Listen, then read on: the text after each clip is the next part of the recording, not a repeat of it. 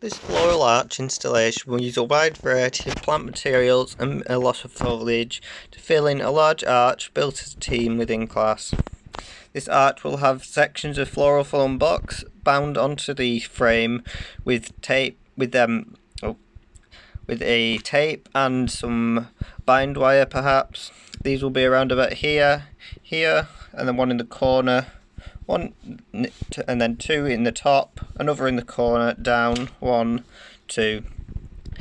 In these bottom sections there will be some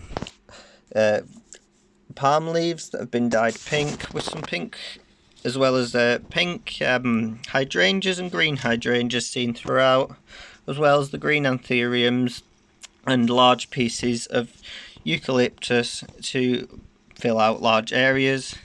The smaller areas between the blocks will be filled with some leather leaf and other small bits of foliage.